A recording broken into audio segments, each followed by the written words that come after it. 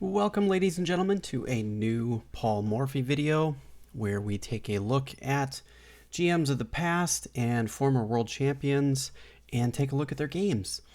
This is a game between Paul Morphy and Lewis Paulsen at the American Chess Congress tournament in New York City, and this was held on October 29th, 1857. There is a wonderful, interesting little excerpt here that I want to read for you about Lewis Paulsen. So, Lewis Paulsen was born on 1833 in Nassengrund, Lippe Detmold, Germany. I believe I pronounced that correctly. If I didn't, I apologize. Went to the U.S. in 1854 with his elder brother Wilfred and became a tobacco broker. When the Civil War started, he returned to Europe and came just in time to play in September 1861 in the Chess Association tournament in Bristol. In London 1862, he became a second behind Anderson. All right, so let's take a look at this game. We get a Sicilian, an open Sicilian at that. So knight f3, e6. These are pretty standard opening moves. Knight takes d4, bishop c5, which I do not believe is much theory anymore. Maybe it is. I'm not super familiar with a lot of Sicilians, and I'm really not a big fan of them from the white side or the black side. At one point, this was a very popular choice, and the move would be knight to b3. So you still might see this if you play the open Sicilian. Do let me know some comments down below if you see these things. So Morphy was the first player to find this plan in connection with 7 bishop f4, using the weak point of d6, which is quite interesting. Paulsen had continued with bishop b6, knight c3, knight e7, and bishop f4. This is the move that they were talking about, eyeing up this weak bishop, or this weak d6 square. Paulsen then castles, and we get bishop d6. And now black has got this kind of pressure, and they're kind of stuck. They feel like they're jammed up. We get f5, e5, solidifying the position and not allowing for any dynamic play or counterplay against the central pawns. And Morphy's got this real hold on these squares here, like this. So black is going to have to try to find a way to untangle his pieces. Let's see if Paulsen has a way to do that. a6, and there's a note here.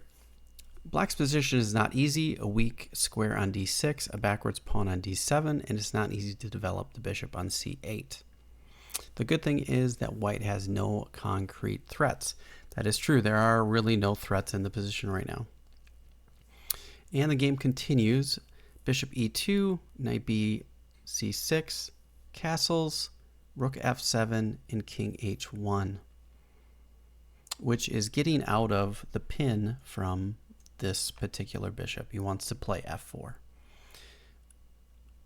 Black stops white from doing that by playing f4 themselves, preventing white from opening things up for more squares. It also opens up more squares for knight e7 to knight f5 or rook f7, but it does weaken the critical e4 square. So whenever you do something in chess, you have to know that there might be a concession. Knight e4 was played, knight f5, and it looks more logical for to attack white's weak pawn. So it's quite interesting position here. Bishop h5, g6, and bishop g4. So the idea of playing this move sequence was to provoke another weakness in front of black's king. Oh, I apologize. Knight g7. And there's a note here that says this isn't easy to understand. Why would you make this move? This is a really nice outpost for the knight, but maybe they wanted to try to relieve some of the pressure, excuse me, by doing this type of maneuver here. It's possible. A little interesting, because if you come up this way, you have the ability to lose the bishop.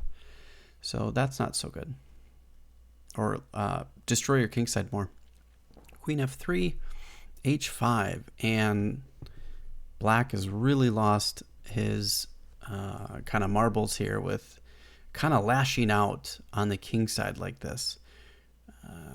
I feel like there's not really a whole lot of pressure yet, so keeping the pawn back on h2 is probably a better way to go. Not quite sure why he made this move.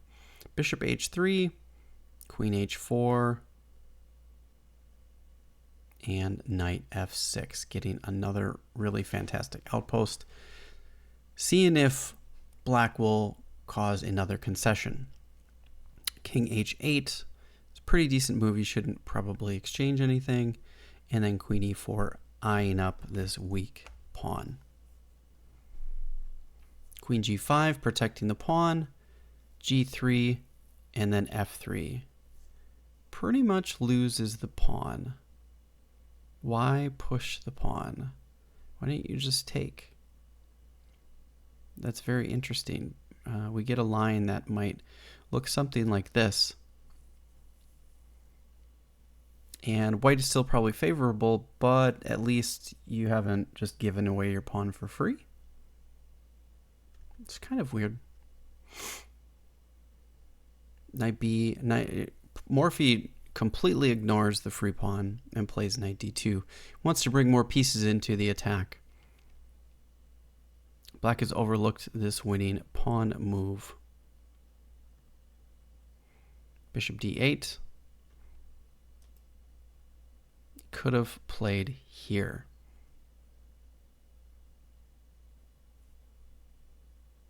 And how do you stop that? So we have some real issues if queen takes d2. Bishop d8, knight f3, queen h6. And as you can see, if you look at the board the way it is now, and we draw some lines, this is where a majority of Paulsen's pieces are. He's only got 1, 2, 3 pieces defending the king, and Morphy has, and this one can arguably be considered an attacking piece. 1, 2, 3, 4, 5. And the rule is, if you've got 2 more pieces than your opponent is defending, you probably have high chances of a successful attack. So Morphy is really ganging up with all of his pieces on this side of the board. And he's already bringing more pieces in. He wants to push g4, g5, and start breaking things up on the king side. Bishop takes f6, e takes f6, knight to e8, going after the bishop and the pawn. Bishop f4, attacking the queen. Knight takes f6. This is really the best move kind of in the position, counter-attacking the queen. Queen takes c6, and that is just such a devastating move. And this is resignable at this point. The game did continue for about another 14 moves, so we will kind of buzz through it because after this point, it's over. Oh. But Paulsen found a very nice follow-up. However, there is one other follow-up that you can see. Can you see it? If you can, pause the video, try to figure it out for yourself, and see how things continued after you unpause. Okay, the next piece is queen takes c8 check. And this is met with a check, which is a forcing move. Rook takes c8, and g takes f4. And if we take a look at the position, Paulsen is down a full piece, and it's pretty much over. The game does continue for another 12 moves, which we will go through very quickly, but this was the key moment of the game. Rook takes c2, rook ace c1, rook takes f2, rook c8, knight g8, and black's position is just collapsing. Knight e5, going after this pawn. Rook g7, knight takes g6, check. King to h7, knight to f8, king to h6, Knight takes d7, rook takes d7. And this is a little bit difficult to find, but pause the video and see if we can figure out the next 3 moves. Or, well, it's actually a move and a half, but let's take a look. Pause the video if you would like to try to figure it out for yourself. Rook c takes g8, rook takes f4, bishop takes e6, and rook takes e7. And white mates in 4 moves from this position, but it was resigned after 5.5 hours of play. If you can figure out the mate in 4, that is great. If you can't, here's the answer. Rook to e7, rook 8 to g6, king h7, bishop g8 check, king h8, rook h6 check, rook h7, and rook takes h7 checkmate. I hope you enjoyed that video. If you did, please leave a like and share. I do enjoy going through these games together.